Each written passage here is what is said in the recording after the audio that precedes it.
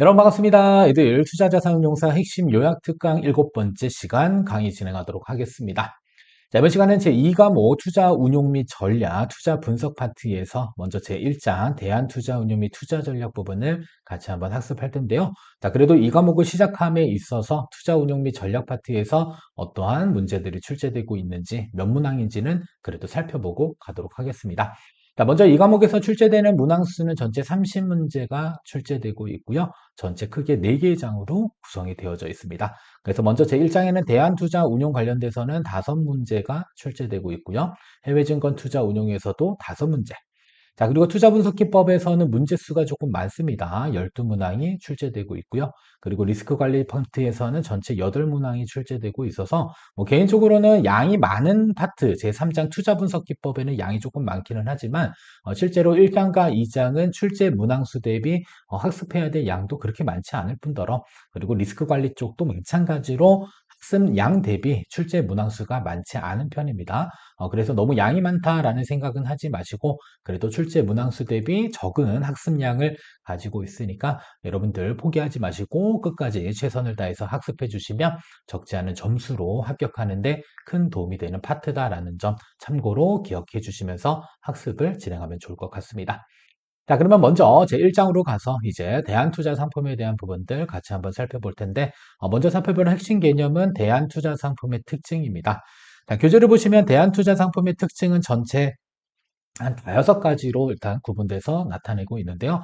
첫 번째로는 전통자산과의 상관관계는 낮은 편이다. 이렇게 일단 설정을 해두시고, 자, 그러면 여기서 말하는 전통자산이라고 하는 것은 주식과 채권을 의미를 합니다. 그래서 기존에는 대안투자상품과의 전통자산과의 낮은 상관관계로 인해서 포트폴리오 분산 효과가 있었다. 다만 최근에는 이제 상관관계가 좀 다소 좀 높여지고 있는 이러한 성향들을 가지고 있기 때문에 또 다른 새로운 투자 전략과 포트폴리오 전략이 필요하다. 그래서 과거에는 낮은 상관관계로 인해서 분산 투자 효과가 발생했었는데 최근에는 또 상관관계가 다소 높아지고 있는 편이다라는 점 참고로 기억해 주시면 좋겠고요. 자, 다음 두 번째로는 유동성 측면에서는 유동성이 상당 부분 낮은 편이다. 왜 낮냐? 일단 장내 시장이 아니라 장외 시장에서 대부분 거래되고 있기 때문에 유동성이 좀 낮은 편이고요. 그리고 환매 금지 기간이 존재하고 있는 투자 자산, 대표적으로 뭐 부동산을 생각해 보시면 될 것 같습니다. 그래서 부동산의 대체 자산의 경우는 환매 금지 기간이 존재하고 있기 때문에 투자 기간이 좀 다소 길다. 따라서 학습해야 될 부분들은 장외 시장에서 대부분 대안 투자 상품들이 거래되고 있고요. 유동성이 상대적으로 낮고 환매 금지 기간 등이 설정되어져 있기 때문에 투자 기간이 긴 특징을 가지고 있다라고 체크를 할 수 있을 것 같습니다. 자, 그리고 거래 전략의 차이에서는 자, 과거의 전통적인 자산군들은 대체적으로 매수 중심의 투자 전략, 결국에 내가 매수했을 때보다 비싼 가격에 팔아야지 이익이 생기는 구조였는데 최근에는 차입 공매도, 파생 상품 등 다양한 금융 상품들을 활용해서 대체 투자 수단으로 활용하고 있기 때문에 사실 다양한 투자 상품들을 활용하는 만큼 위험 관리가 더욱 중요해지고 있다라고 볼 수 있을 것 같고요. 그리고 레버리지 및 복잡한 거래 전략을 사용하고 있기 때문에 다양한 규제에도 적용이 되고 있습니다. 따라서 일반 투자자가 접근하기에는 상당 부분 좀 어렵지만 대부분 기관 투자자와 고액 자산가로 구성돼서 이러한 대안 투자 상품들을 대체적으로 많이 이용하고 있음도 알고 계시면 되겠고요. 자, 그리고 투자자 구성에 있어서는 뭐 주로 기관 투자자 중심이다라는 부분들, 그리고 성과 자료에 대한 부분들은 보통 이제 과거의 주식 상품의 경우는 자, 과거에 이제 시장 상황에 대한 부분들이 데이터로 다 남아 있기는 하지만 사실 대안 투자 상품은 이제 거래된 지가 그렇게 오래되지 않기 때문에 성과 평가를 할 그런 기준들, 즉 벤치마크를 삼을 만한 것들이 좀 많이 없습니다. 따라서 고도의 운용 역량을 좀 요구하고 있다라는 점 보시면 되겠고요. 그리고 진입장벽 측면에서는 전통 투자에 비해서 운용자의 스킬이 상당 부분 중요하고요. 그리고 운용하는 그 운용자의 보수율은 높은 편이며 성공 보수가 함께 징구되는 경우가 많다. 그래서 따라서 진입장벽 자체는 낮은 편보다는 다소 높다라고 평가를 해볼 수 있을 것 같습니다. 자, 그러면 관련돼서 먼저 1번 문제를 같이 한번 풀어보겠습니다. 자, 다음 중 대안투자 상품에 해당하는 것으로 옳은 것을 골라보자라고 했는데요. 일단은 채권은 당연히 전통적인 투자 자산이 될 수 있겠고요. 그리고 부동산의 경우는 대체 투자 자산으로 대부분 봅니다. 그래서 납원이 일단 대안투자 상품에 해당된다라고 볼 수 있겠고요.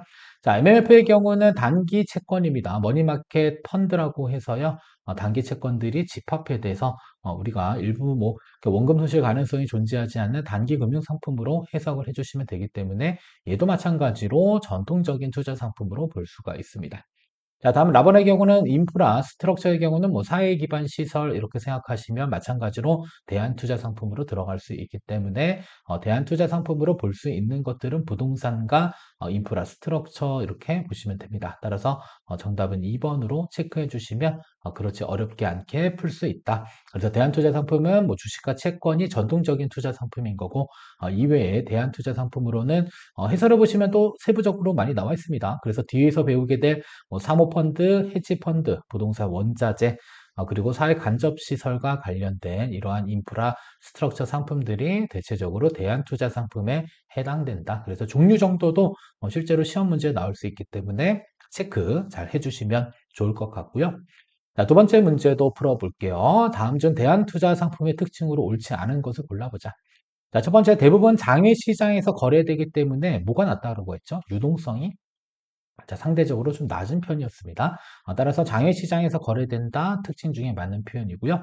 자, 그리고 매수 중심의 투자 전략이 주로 이루는 것은 전통적인 투자 자산입니다. 그래서 주식과 채권 매수하고 나면 내가 매수했을 때보다 가격이 상승했을 때 이익을 취하는 이러한 구조가 대체적으로 전통적인 투자 상품에 대한 특징인데 매수 중심의 투자 전략이 주로 이룬다라고 했으니까 당연히 대안투자 상품의 특징으로는 적합하지 않을 겁니다.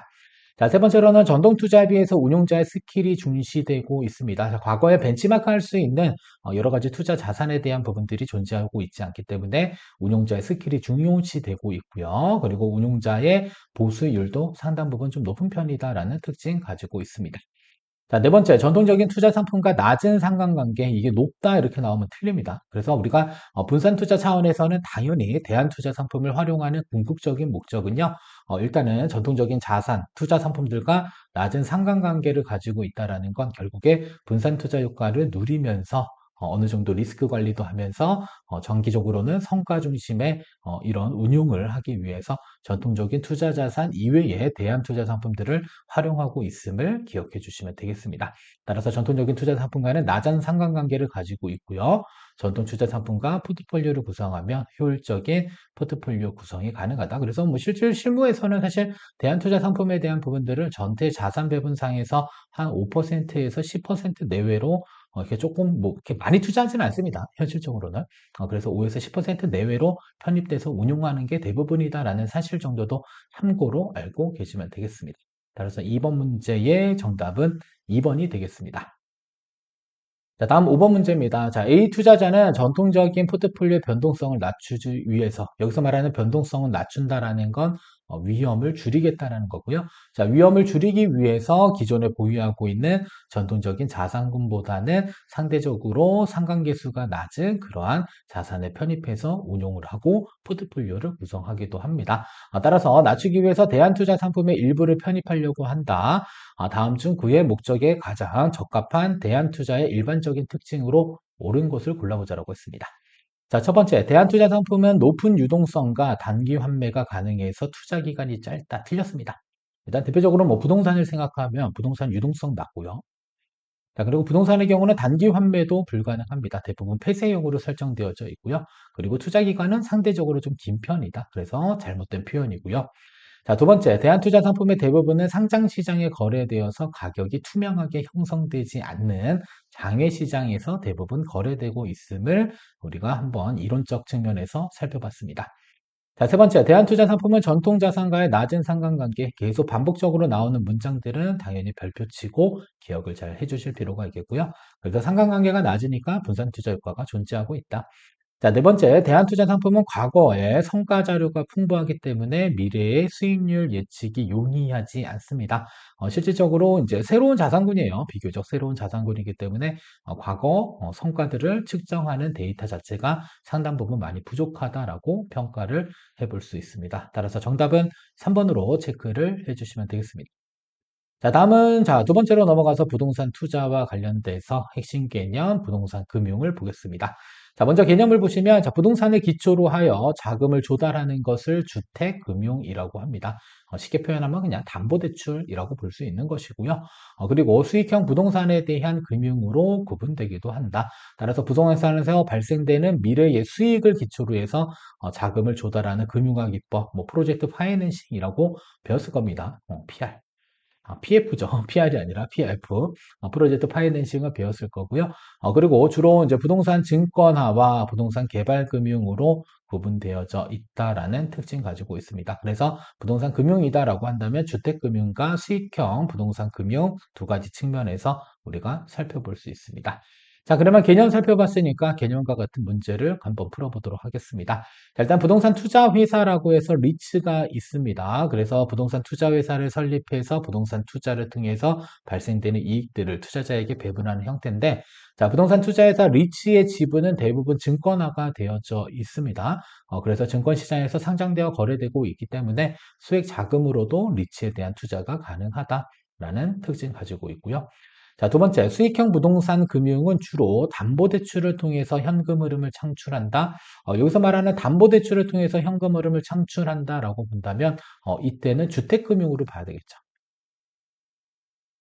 자, 근데 수익형 부동산 금융은 당연히 임대 수입을서 현금 흐름을 창출하는 거고요. 그리고 담보대출을 통해서 현금 흐름 창출한다라고 한다면 주택금융으로 봐야 되겠습니다.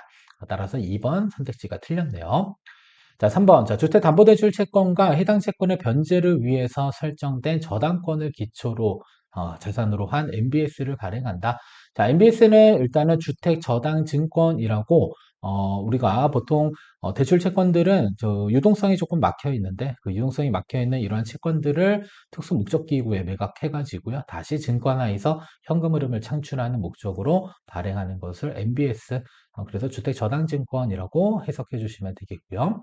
자, 네 번째, 프로젝트 파이낸싱은 사업자와 독립된 프로젝트에서 발생되는 미래의 현금 흐름을 담보로 자금을 조달한다. 뭐 개념 정도니까 PF, 프로젝트 파이낸싱에 대한 개념은 반드시 숙지해 주시면 좋을 것 같습니다. 따라서 6번 문제 정답은 2번으로 체크를 해 주시고요. 자, 다음은 핵심 개념 4번으로 넘어가서 프로젝트 금융의 주요 구성 요소와 역할 부분 같이 보도록 하겠습니다. 자, 일단은 주요 구성 요소는 이제 두 명의 이제 그 주인공들이 등장하기 시작합니다. 첫 번째 주인공은 시행사, 두 번째 주인공은 시공사.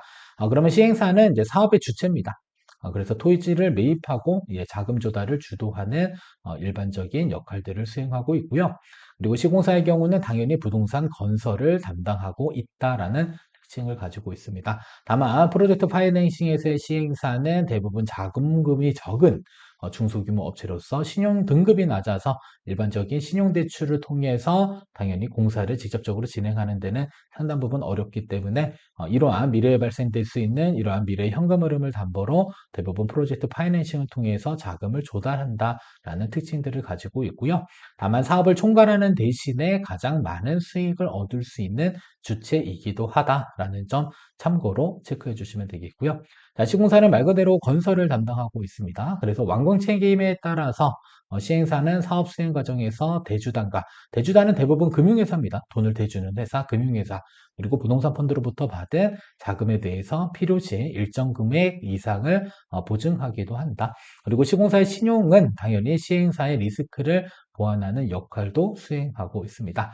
자, 그리고 대주단 혹은 부동산 펀드는 자금을 대주는 자들이라고 보시면 되겠고요. 그리고 에스크로 계좌는 특정 시행사나 시공사가 사실 자금을 그 일반적으로 관리한다라고 한다면 사실은 뭐 사고가 터질 위험들도 존재하고 있겠죠. 따라서 분양 수익금 등을 관리하는 별도의 계좌를 두고요. 그리고 전원 동의 시에만 자금에 대한 출금이 가능한 특징을 가지고 있다. 그리고 개발 프로세스는 일단 토지를 매입합니다. 토지 매입의 주체는 시행사다라고 보시면 되겠고요. 그리고 사업 인허가가 떨어져야지 실질적으로 분양과 착공이 진행이 되고요. 착공과 관련돼서는 당연히 시공사의 역할이다. 그리고 나서 최종적으로 준공 및 임대 등의 단계를 진행하는 절차를 가지고 있음을 기억해 주시면 되겠습니다. 자, 그러면 이어서 9번 문제를 같이 한번 풀어보겠습니다. 자, 다음 중 프로젝트 금융의 시행사에 대한 설명으로 옳은 것은 시행사에 대한 설명이었습니다. 자, 첫 번째, 시공사의 보증을 받아야만 PF에 참여할 수 있다. 이것은 뭐 꼭 보증이 필요한 건 아닙니다. 그래서 필수 요건이 아니기 때문에 틀린 문장이고요. 두 번째, 시공사와 동일한 법인으로 구성해야 하며 공사 책임도 함께 진다. 이것도 아닙니다. 뭐 반드시 시공사와 시행사가 동일한 법인일 필요는 없다. 세 번째, 자, PF의 주체로서 금융기관의 허가를 받아야만 시행사로 참여할 수 있다. 자, 금융기관의 허가는 또 역시 마찬가지로 필수 조건은 아니다라고 해석하시면 되겠고요. 자, 네 번째, 자, 토지 매입과 자금 조달을 담당하는 사업 주체다. 그래서 일반적으로 토지를 매입하고 자금을 조달하는 사업의 주된 주체가 바로 시행사다. 라고 보시면 되겠고요. 일반적으로 자금력과 신용등급이 낮은 중소업체인 경우가 많다. 자금력과 신용등급이 높았다라고 한다면 굳이 프로젝트 파이낸싱을 통해서 공사를 진행을 하지 않겠죠라는 생각을 가지시면 왜 하필 뭐 신용등급이 낮은 중소업체가 프로젝트 파이낸싱을 할까라는 생각에 정답을 찾아볼 수도 있을 것 같습니다. 따라서 9번 문제의 정답은 4번으로 체크를 해주시고요. 자, 다음은 8번 문제입니다. 자, 다음 중 부동산 개발 산업에 대한 설명으로 옳지 않은 것을 골라보자라고 했습니다. 첫 번째, 부동산 개발 사업에서 건축을 담당한다. 얘는 시공사입니다. 네, 여기 시행사라고 했으니까 틀렸고요.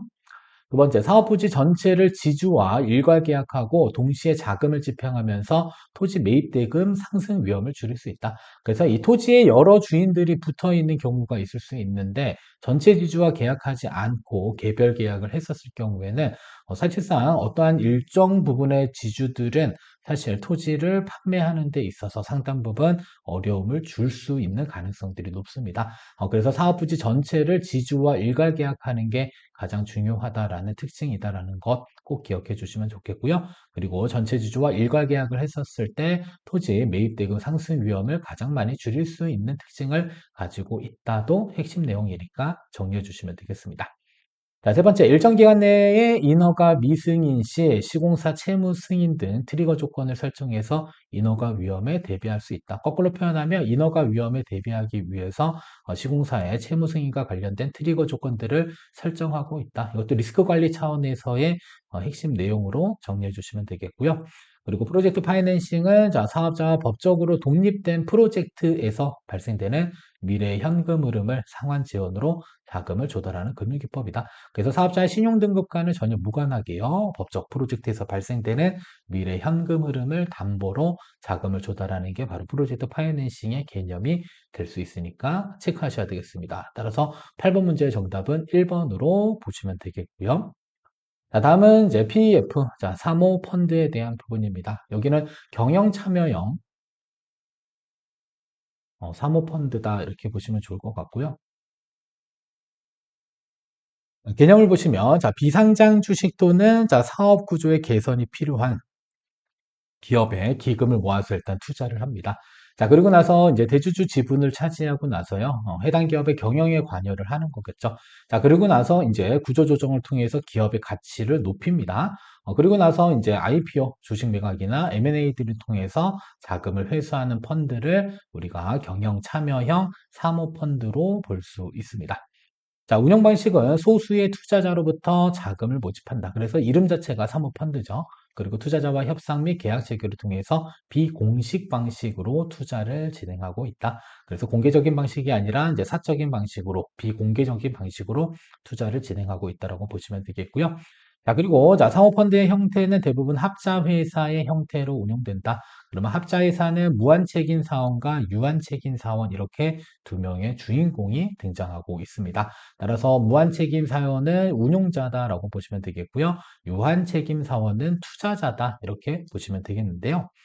자, 그러면 자, 무한책임 사원과 유한책임 사원의 각각의 역할들은 어떠한 것들이 있는지를 정리하시면 되겠죠. 먼저 무한책임 사원의 역할은 펀드를 설립하고요. 그리고 투자 대상 선정하고 운용과 관리에 대한 대부분의 책임을 가지고 있습니다. 자, 그리고 유한책임 사원은 자본만 투자하고요. 펀드 운용에는 직접적인 관여를 하지 않고 있다. 자, 그리고 책임이 무한인 무한책임 사원은 투자로 인해서 손실이 출자액을 넘어서도 책임이 발생될 수 있고요. 반대로 유한책임 사원은 본인이 투자한 자금에 한해서만 손실을 부담하고 있습니다. 자, 그리고 정보 공개 측면에서는 무한 책임 사원은 당연히 정보 공개를 해야 됩니다. 그래서 펀드의 운용 주체, 그 다음에 출자 비율, 운용 실적 등을 투자자와 감독 기관에 투명하게 공개해야 되는 것. 그리고 유한 책임 사원은 자본만 출자하고 신원은 외부에 공개되지 않는 특징을 가지고 있습니다. 자, 그리고 주요 대상을 보시게 되면 당연히 무한 책임 사원은 자산 운용사, 그리고 은행계 자회사, 그다음에 사모펀드 전문 운용사 등이 해당되는데 유한 책임 사원은 소수의 개인, 연기금, 회사, 연금, 은행 등과 같은 기관 투자자가 대부분 차지하고 있습니다. 자, 그리고 성과 분배에 있어서는 뭐 수익률을 초과 달성했었을 경우에는 이제 성과 보수가 지급되기도 하고요. 그리고 펀드의 운용 수수료로 매년 펀드 규모의 1.5에서 한 2.5% 정도를 수수료로 계속 지급하고 있고요. 그리고 유한 책임 사원은 당연히 본인들이 출자한 추가 수익률에 대한 투자 비율만큼만 투자 이익으로 분배받는 이러한 특징들을 가지고 있음만 정리해 주시면 되겠습니다. 자, 그러면 이어서 11번 문제를 같이 한번 보겠습니다. 자, 다음 중 PF에 대한 설명으로 옳지 않은 것을 골라보자라고 했습니다. 첫 번째, PF는 무한책임 사원과 유한책임 사원으로 구성되어져 있다. 그래서 합자 회사의 형태를 띠고 있다. 체크하시고요. 자, 두 번째, 유한책임 사원은 자, 사모펀드의 투자 금액 범위 안에서만 책임을 진다. 그래서 이름 자체가 유한책임 사원이 되는 겁니다. 세 번째, 자, 무한책임 사원은 펀드를 설립하고 투자와 운용을 책임지는 사원이다. 그래서 펀드 자체의 실질적인 운용 책임을 지는 자들을 무한책임 사원 이렇게 체크하시면 되겠고요. 자, 네 번째, 유한책임 사원의 자기거래 금지. 자기거래 금지. 자, 유한책임 사원은 펀드 운용에 관여하지 있지 않기 때문에 자기거래 금지, 무효 조항은 무한책임 사원의 도덕적 해이를 통제하는 보조적 수단이다. 틀렸죠? 얘는 무한책임 사원에 대한 보조적 수단을 설명하고 있는 겁니다. 따라서 정답은 4번으로 체크를 해주시면 되겠습니다. 자, 다음 이어서 12번 문제입니다. 자, 다음 중, 자, PEF의 무한책임 사원에 대한 설명으로 옳지 않은 것을 골라보자라고 했습니다. 자, 우선 무한책임 사원은 펀드를 설립하고 운용한다. 뭐 기본 개념이니까 체크해 주시고, 자, 원칙적으로 유한책임 사원의 정보는 외부에 공개하지 않습니다. 유한책임 사원은 외부 공개하지 않지만 무한책임 사원은 모든 정보가 외부에 공개된다.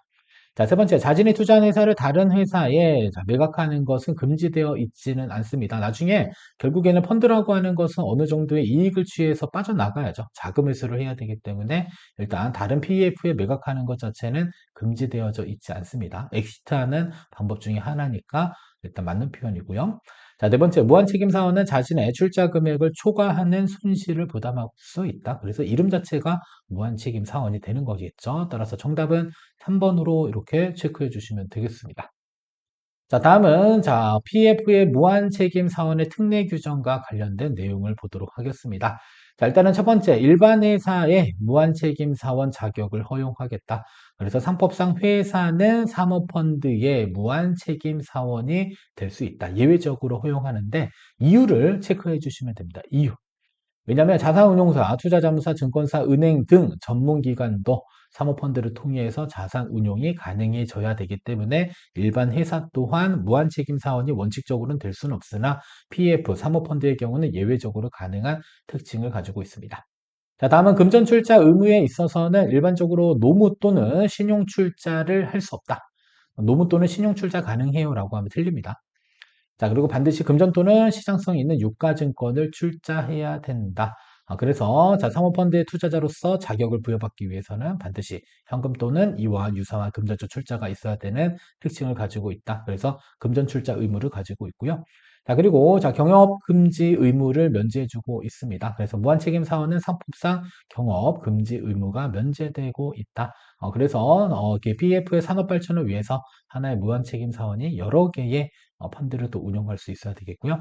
그리고 임의적으로 퇴사를 할 수 없게 되어져 있습니다. 왜냐하면 무한책임 사원은 유한책임 사원에 대한 즉 투자자들의 보호를 위해서 운영하는 과정 중에 갑자기 이렇게 도망가 버리게 되면 당연히 펀드 자체가 이렇게 위태로워질 수도 있겠죠. 따라서 무한책임 사원은 다른 사원의 동의 없이는 임의로 퇴사하는 것 자체는 불가능하다라고 볼 수 있을 것 같습니다.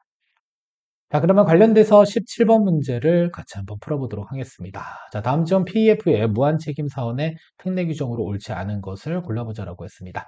첫 번째, 자, 경업금지 의무를 배제한다. 이 말은 다시 표현하면 경업금지가 가능하다. 이렇게 설정해 볼 수 있겠고요. 자, 두 번째, 임의적 퇴사권 당연히 인정하지 않는다. 다만 사원의 전원 동의에 의해서는 가능하다라는 특징이 있었습니다. 자, 세 번째, 일반 회사도 무한 책임 사원이 될 수 있다라고 예외 규정이 있음을 설명드렸고요. 자, 네 번째, 노무 또는 신형 출자뿐만 아니라 시장성 있는 유가증권의 출자도 가능하다. 왠지 맞는 표현인 것 같는데 중요한 건 노무 또는 신용 출자는 불가능합니다. 반드시 시장성 있는 현금 또는 유가증권의 출자만 가능하다라고 이야기 드렸으니까 정답은 4번으로 체크를 잘 해주시면 되겠습니다. 자, 다음은 투자 회수와 관련된 부분입니다. 크게 네 가지가 있어요. 하나는 사모펀드 자체를 매각해서 투자 자금을 회수하는 것. 그래서 PF가 보유한 지분을 제3자한테 매각하는 것이라고 보시면 되겠고요. 대체적으로 다른 PF의 매각 시에는 할인 매각이 일반적인 특징을 가지고 있다. 체크해 주시면 되겠고요. 자, 두 번째로는 IPO. 자, 기업 공개를 통해서 상장한다. 그래서 공모 절차를 거쳐서 인수기업을 주식시장에 맞아, 상장시켜가지고요. 일반 투자자들한테 매각하는 것, 상장이라고 볼 수 있겠고요. 일반적으로 매각보다는 후순위 전략으로 이렇게 활용되고 있음을 체크하시면 되겠습니다. 자, 세 번째로는 자본금을 줄여서 유상감자하거나 배당을 통해서 일부 자금을 회수하는 방법이 있을 수도 있습니다. 그래서 기업이 차입 또는 자본 제조정을 통해서 사모펀드, PF에 현금 배당 또는 감자 대금을 지급하는 방식이다. 다만 체크해야 될 상황들은 일단은 기업의 수명을 단축시킬 수 있어. 왜냐하면 자본금을 줄여다가 자금을 회수하는 거고요. 그리고 PF가 기업에서 경영권을 유지한 채 현금만 회수할 수 있는 방법이기도 하다라고 보시면 되겠고요. 자, 그리고 사모펀드 자체를 그냥 공개시장에서 직접 상장하는 방식도 존재하고 있습니다. 그래서 전체 PF의 투자 자금 회수는 네 가지가 있는 겁니다. 하나는 매각, 두 번째로는 상장하거나, 세 번째로는 유상감자 배당, 네 번째로는 PF 자체를 공개시장에서 직접 상장하는 이러한 네 가지 방법이 투자 자금을 회수하는 방법이다라고 체크를 하시면 되겠죠. 자, 그러면 13번 문제를 보겠습니다. 다음 중 PF가 투자 자금을 회수하는 방식으로 옳지 않은 것을 골라보자라고 했습니다.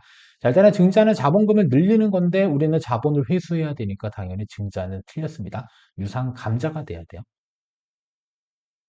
그래서 자본금을 줄이는 그리고 돈을 회수해가는 유상 감자. 자, 두 번째 배당은 현금 흐름을 우리가 회수하는 방법이 되겠죠. 그리고 다른 사모펀드의 보유 지분을 매각하거나 주식시장의 기업 공개 후 지분을 매각하는 방법 또한 모두 다 PF, 사모펀드가 투자 자금을 회수하는 방식으로 옳다라고 볼 수 있을 것 같습니다. 따라서 13번 문제의 정답은 1번으로 체크해 주시면 될 것 같습니다. 자, 여기까지 해서 우리 제2 여기까지 해서 제2과목 1장에 대한 학습은 모두 마치도록 하겠고요. 다음 시간에 이어서 2과목 제2장 관련돼서 문제풀이 진행해 보도록 하겠습니다. 이번 시간 영상 여기서 모두 마치도록 하겠습니다.